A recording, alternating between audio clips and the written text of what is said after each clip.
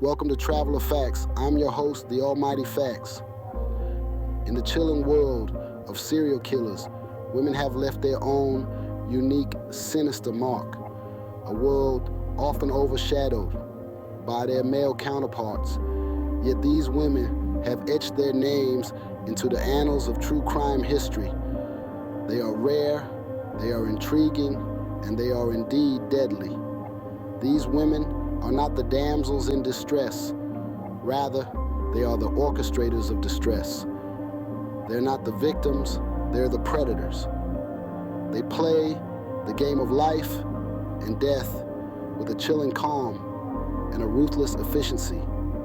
They are the embodiments of the darkest corners of our society, giving a face to our deepest fears and challenging our notions of gender and violence. These femme fatales have woven a tapestry of terror that continues to haunt us.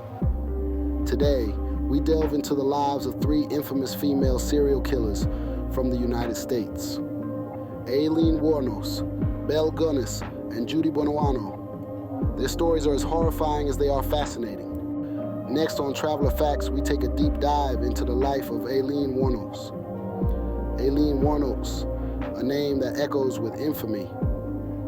Born Aileen Carol Pittman on February 29th, 1956 in Rochester, Michigan, her life was far from ordinary. Plagued by a tumultuous childhood marked by neglect and abuse, Aileen's path was a rocky one from the start. Her mother, Diane Wuornos, was just 15 years old when she married Aileen's father, Leo Dale Pittman, a psychopath and child molester who was later convicted of sex crimes.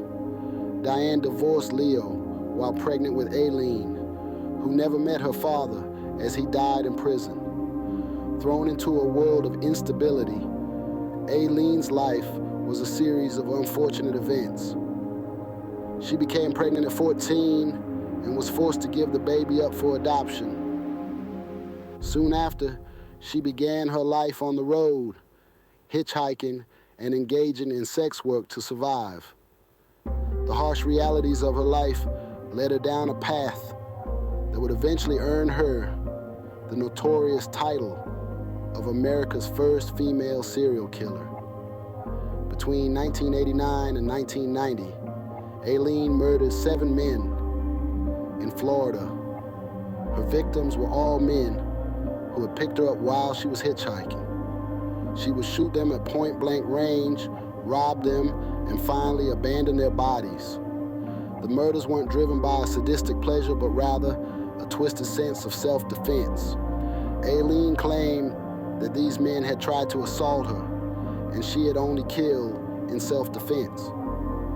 Her spree ended in January of 1991, when she was finally apprehended at the last resort, a biker bar in Florida.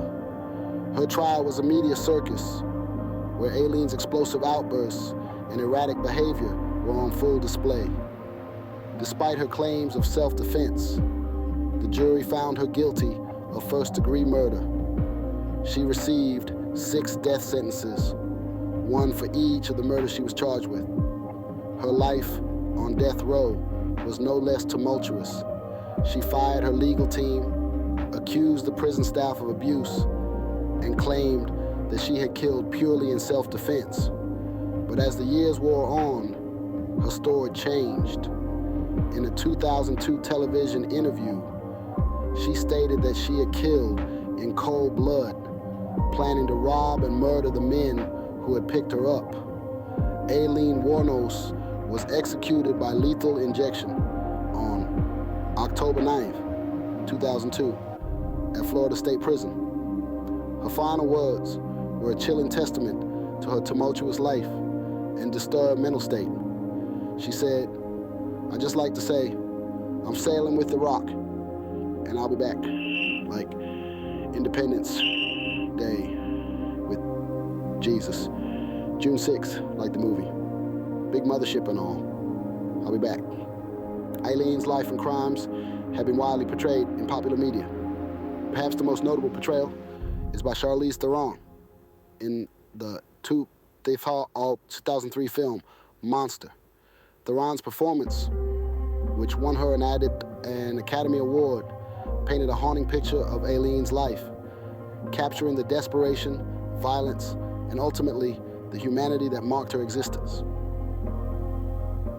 Aileen Wuornos, a name that still haunts the annals of crime history. From her troubled childhood to her violent crimes and eventual execution, her story serves as a stark reminder of the depths to which human life can fall when pushed to its limits.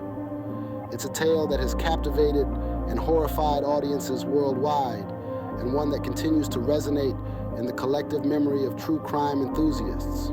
Next on Travel Effects, we explore the horrifying deeds of Belle Gunness.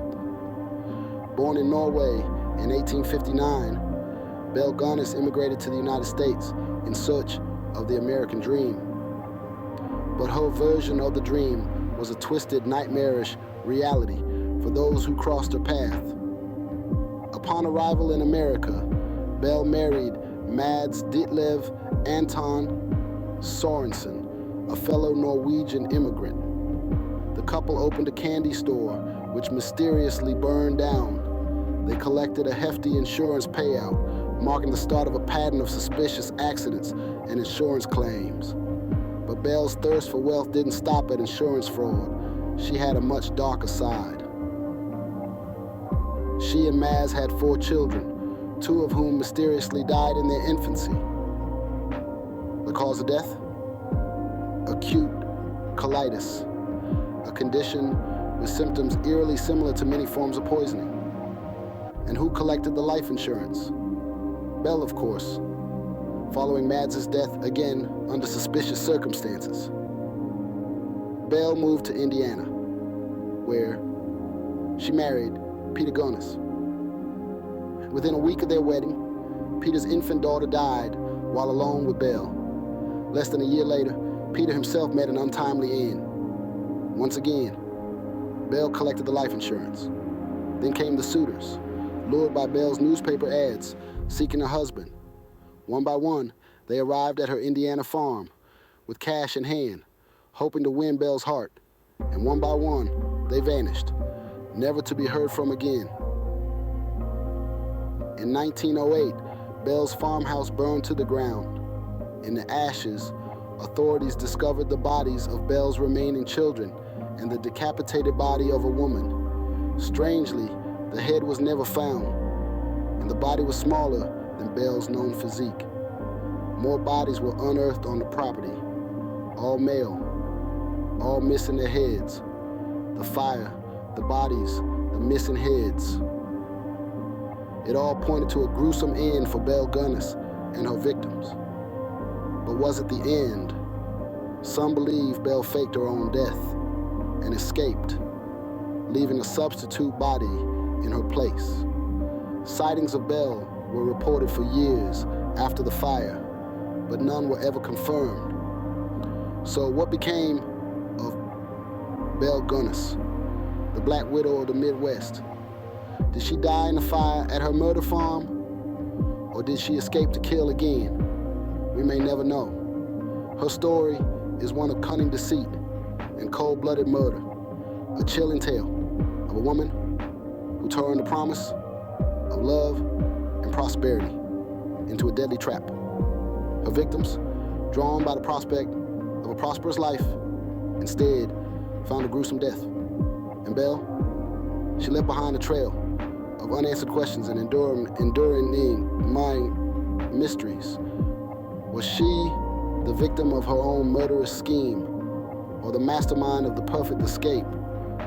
Did she die in the fire, or did she live on, free to claim more victims? We may never have the answers, but one thing is certain. Belle Gunness was no ordinary woman. She was a ruthless killer, a master manipulator, and a woman whose actions continue to haunt us more than a century later. Belle Gunness, a chilling figure whose fate remains an enigma. Next on Travel Effects, we uncover the deadly deeds of Judy Buenoano. Judy Buenoano, whose name ironically translates to Good Year, was anything but. Born as Judius Welty in 1943, she was no stranger to hardship. Losing her mother at a young age, she was sent to an orphanage, only to be adopted by a family who mistreated her.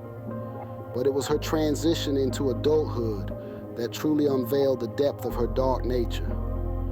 Judy's first victim was her husband, James Goodyear, a hard-working Air Force sergeant. They had 2 children together and seemed to have a normal family life. But in 1971, just months after returning from a tour in Vietnam, James fell ill and died. The cause, arsenic poisoning, though no one at the time suspected Judy. A few years later, tragedy struck again when Judy's house mysteriously burned down. She collected a hefty insurance payout and moved on. Then in 1980, Judy's son, Michael, died in a canoeing accident. An accident that later investigations revealed involved an unusually heavy brace on his leg, a brace that Judy insisted he wear. The brace was weighted down with lead, turning a leisure activity into a death sentence. Yet, it wasn't until her fiancé, John Gentry, survived a car bombing in 1983 that the authorities started piecing together Judy's lethal puzzle. Gentry's survival led to an investigation which uncovered a series of insurance policies taken out in his name. The trail led back to the deaths of James and Michael, and a sinister pattern began to emerge. Judy Buenoano was arrested and charged with multiple counts of murder and attempted murder. Her trial was a sensation, attracting national attention. The prosecution presented compelling evidence of her guilt, including the insurance policies, the car bomb, and the testimony of John Gentry himself. The jury took just 10 hours to find her guilty. In 1985, Judy was sentenced to death. She had used love and trust as weapons, preying on those closest to her. Her method of murder was unique, using poison, fire, and even water to claim her victims. And her motive? Money. Cold, hard cash from insurance policies she had taken out on her victims. Judy spent the next 13 years on death row, maintaining her innocence until the end. But in 1998, her time ran out. Judy Buenoano became the first woman to be executed in Florida since 1848, and the third woman to be executed in the United States since the reinstatement of the death penalty in 1976. Judy Buenoano, a woman who used love as a disguise for her murderous intent. She is a chilling reminder that sometimes the most dangerous predators are those closest to us, hiding behind a facade of love and trust. A wolf in sheep's clothing, Judy Buenoano's deadly deeds cement her place in the grim annals of American crime history. These 3 women, each with their own dark tales, remind us of the chilling reality of evil. Aileen Wuornos, a product of a troubled past, embarked on a deadly rampage that shocked the nation. Her story is a stark reminder that the line between victim and perpetrator can sometimes blur. Then there's Belle Gunness. Her gruesome tale of greed and deception led to a body count that still boggles the mind. With her unassuming demeanor, she lured unsuspecting victims into her deadly trap, illustrating that terror can lurk where we least expect it. Finally, we delved into the life of Judy Buenoano, a woman whose deadly deeds were masked by a facade of normality. Her calculated acts of murder, driven by cold-hearted greed, serve as a chilling reminder that evil can hide in plain sight. The stories of these women underscore the complex psychological aspects of female serial killers. They challenge our preconceptions, forcing us to confront the darker side of human nature. And they each hold a distinctive place in the annals of crime history. These narratives are more than just tales of murder. They are a reflection of the depths to which some can descend when consumed by the darkest aspects of their psyche. Thank you for joining us on this dark journey. Remember, the world is full of stories, and some of them are chillingly real. This is Almighty Facts, signing off.